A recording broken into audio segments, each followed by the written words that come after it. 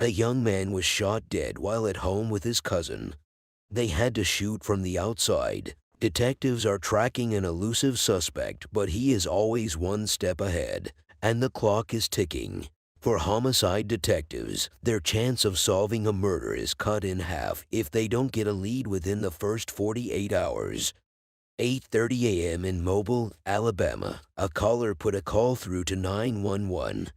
When the operator picks the call, he asks the caller the location of her emergency. The caller said Dexter Avenue.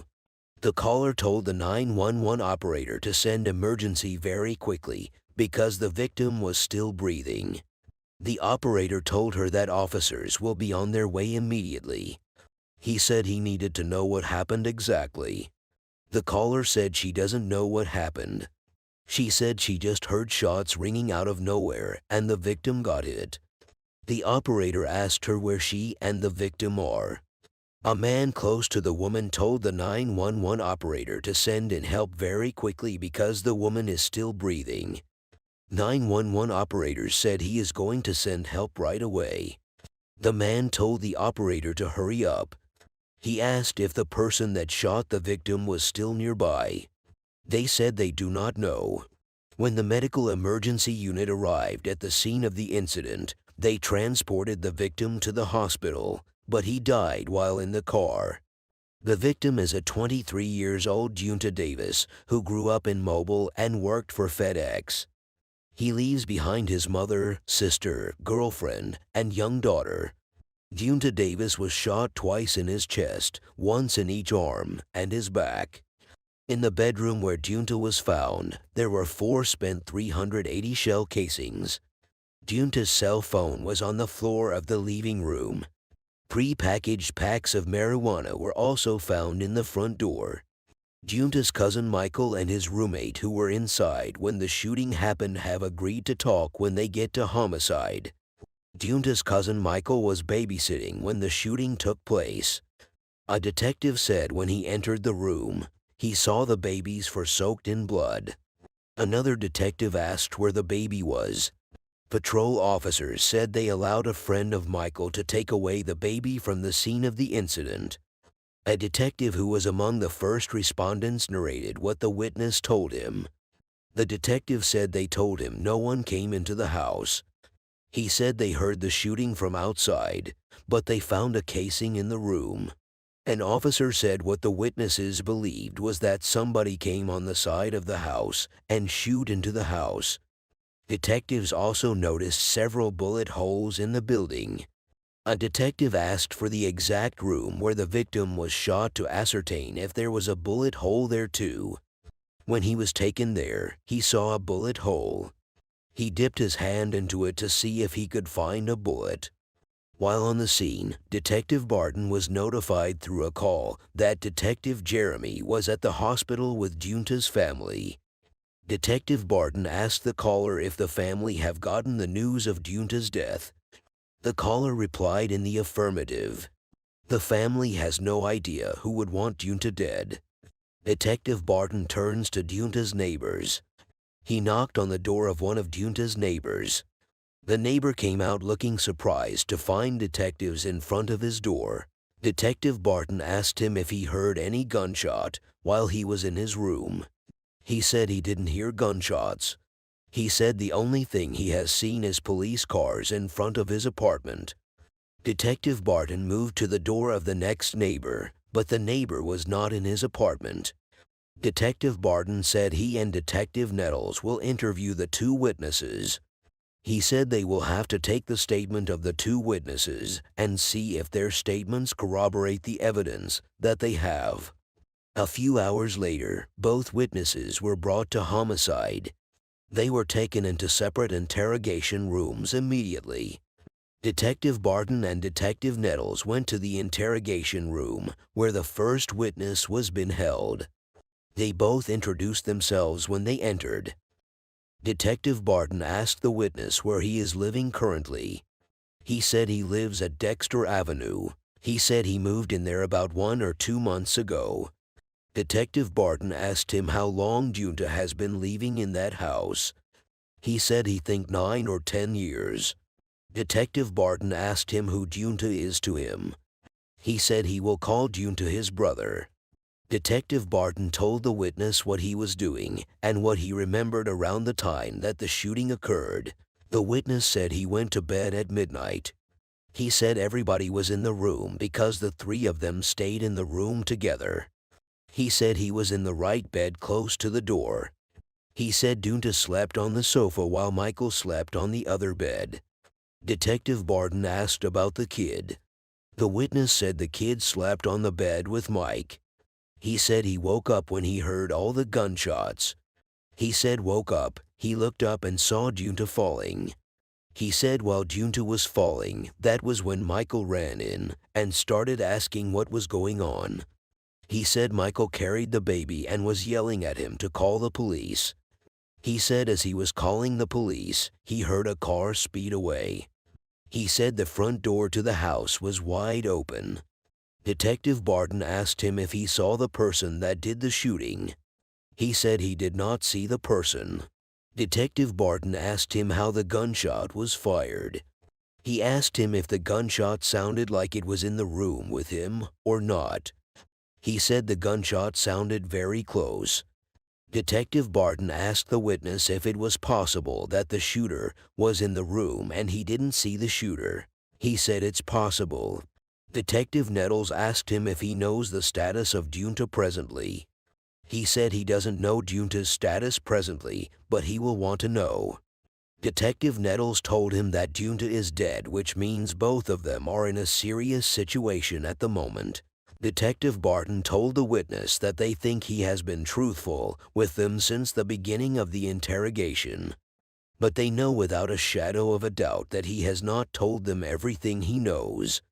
Detective Barton asked him if there was anything else that happened in the house that he has not told them.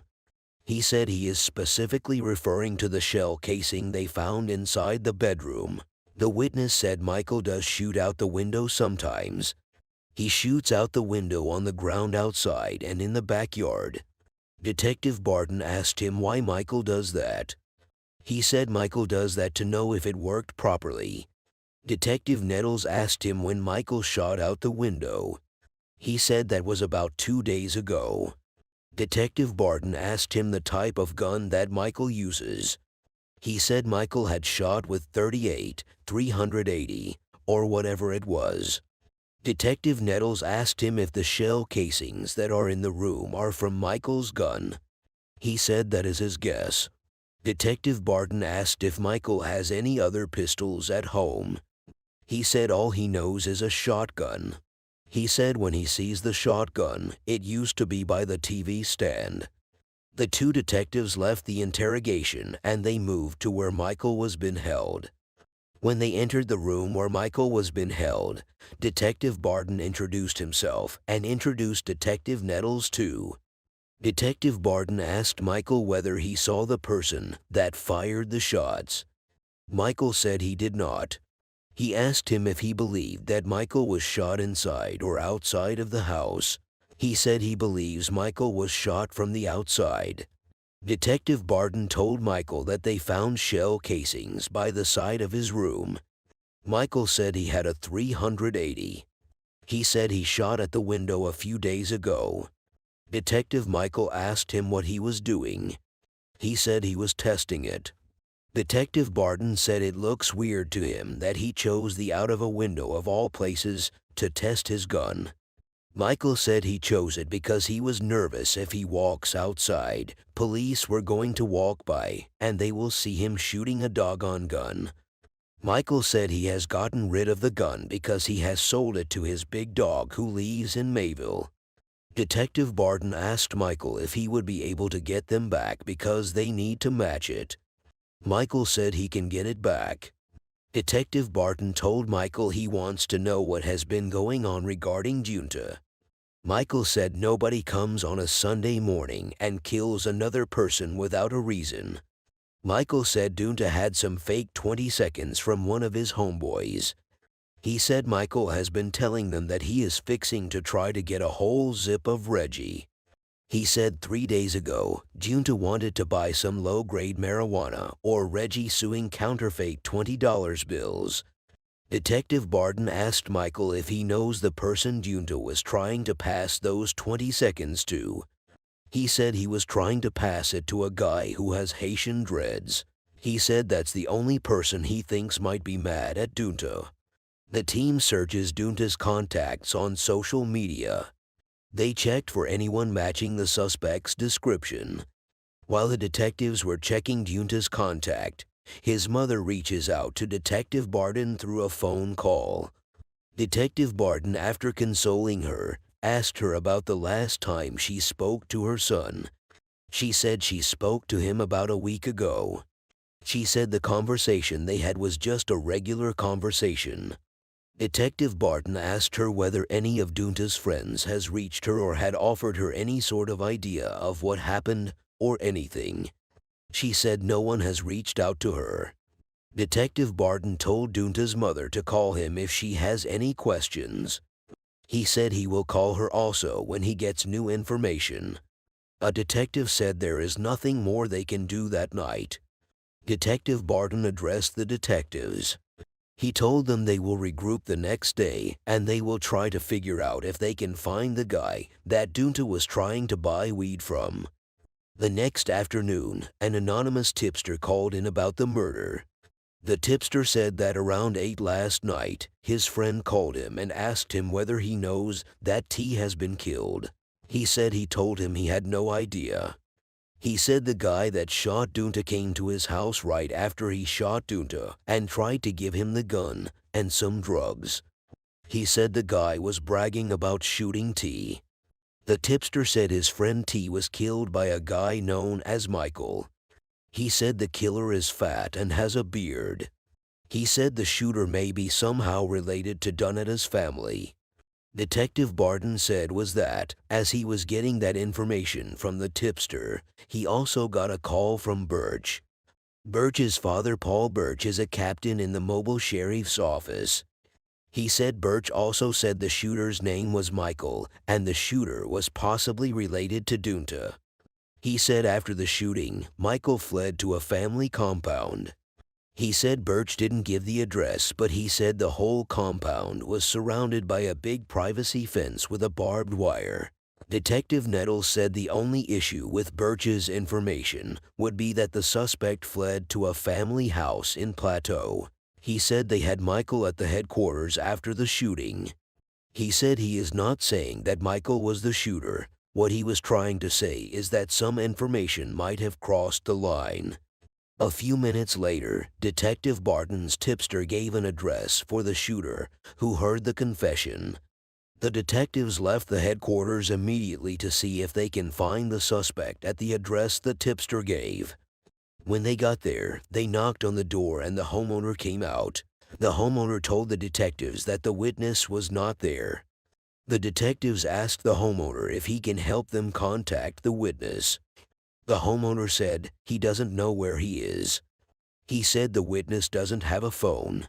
The detectives asked the homeowner if the witness stays with him. He said the witness doesn't stay with him. He told the detectives that the witness lives at his relative's house just around the corner. The detectives went to the house the homeowner showed them. When they got here, they knocked on the door and a guy responded. They asked him if he has seen the witness.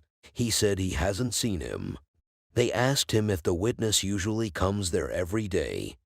He said not often. They told the guy that they needed to talk to the witness and if he gets in contact with him, he should give them a call. The detectives decided to check Plateau since Birch said he went to Plateau.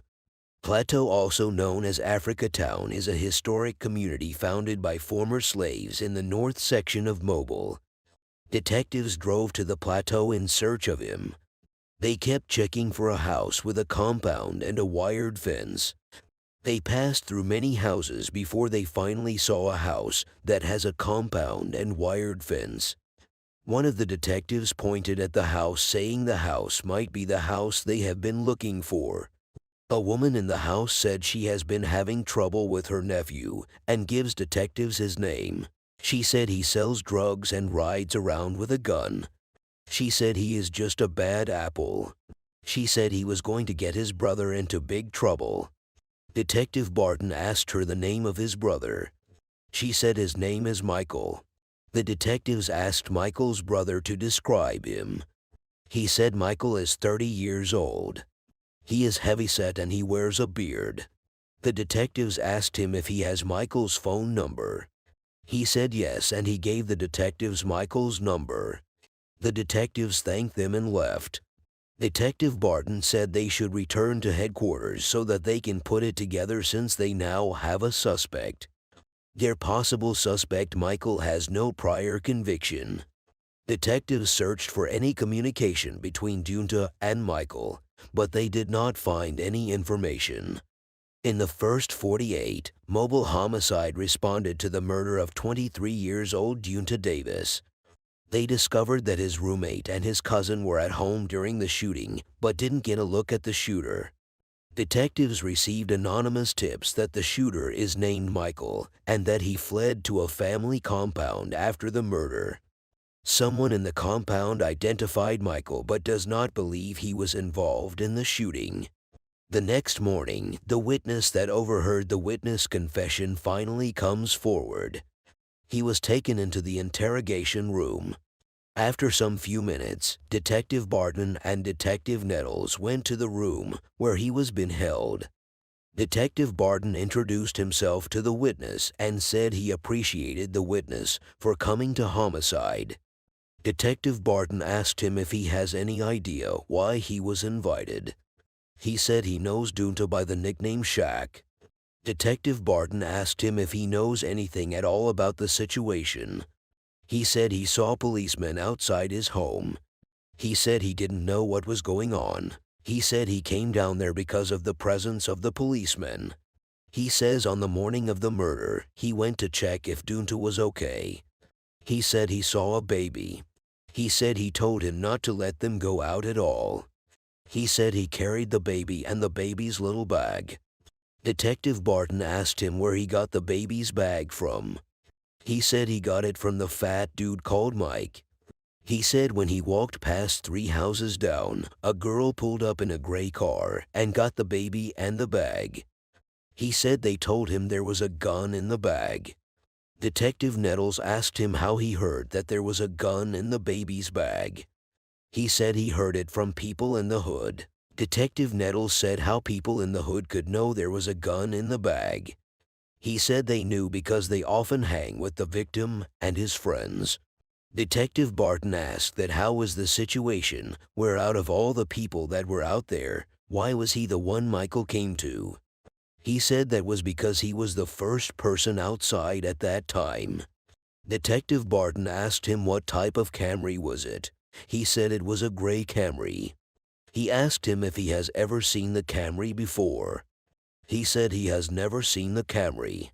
Detective Barton asked the victim what he thinks happened in the building. He said he believes that Junta's cousin or roommate shot Junta. The detective said they have to verify the information. Detective Barton asked another detective if he can pull up the body cam. The detective pulls up body cam footage from first responders to the shooting. The footage shows Michael Montgomery asking officers if he can retrieve a pair of pants from his bedroom. The footage showed how Mike picked a gun and shoots the victim. Detective Barton arranges an interview with Junta's roommate, who is in jail on an unrelated warrant. After some few minutes, Detective Barton and Detective Nettles left the headquarters to meet Mike's roommate. A few minutes later, they arrived at their location. They knocked and they were let in. They asked him if he has any idea why they are there. He said he has no idea. They said they came to his place because they wanted to allow him to tell the truth.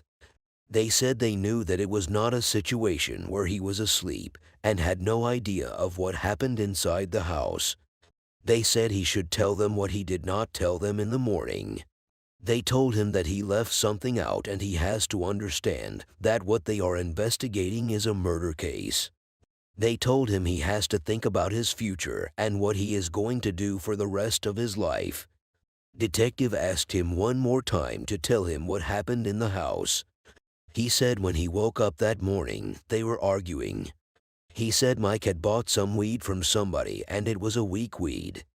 He said Dunta, who goes by the nickname Dee Dee, was hassling about the weed. He said Dee Dee disrespected Mike and Michael did it back. He said Dee Dee got mad and he pushed Michael, but Michael pushed him back.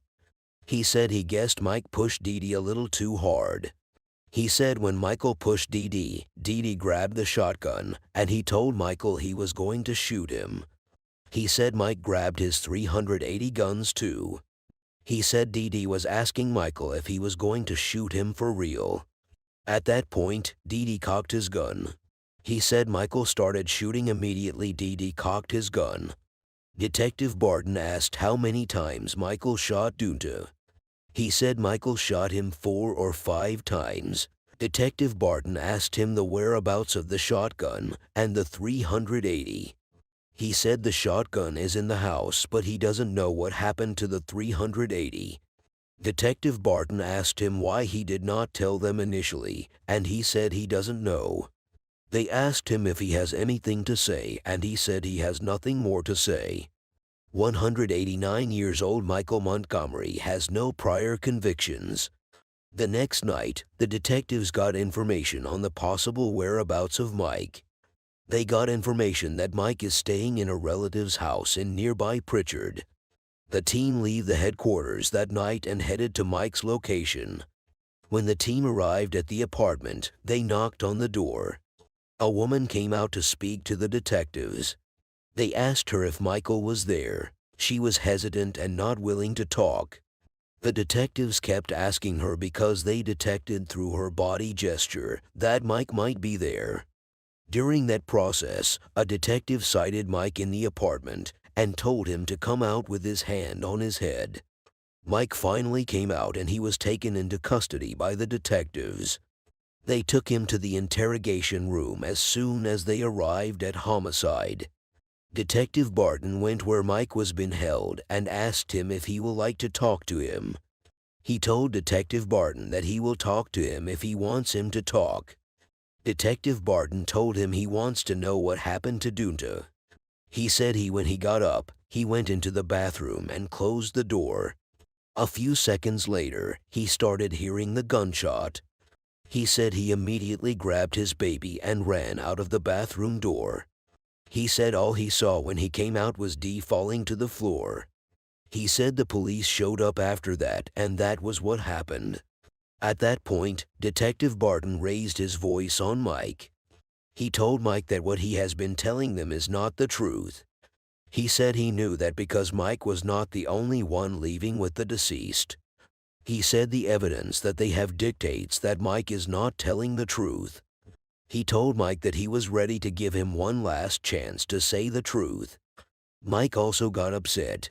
He told Detective Barton that he was not going to say anything. He says he will rather remain quiet. When he said that, Detective Barton and Detective Nettles left the interrogation room. When Mike left the room, he immediately put a call through to the DOAS office to present his case. He said he wants to know if there is enough evidence to arrest Michael Montgomery for murder. When he dropped the call, he came to where his other team members are. He told them that they have sufficient evidence to charge Michael Montgomery for the murder of Dunta.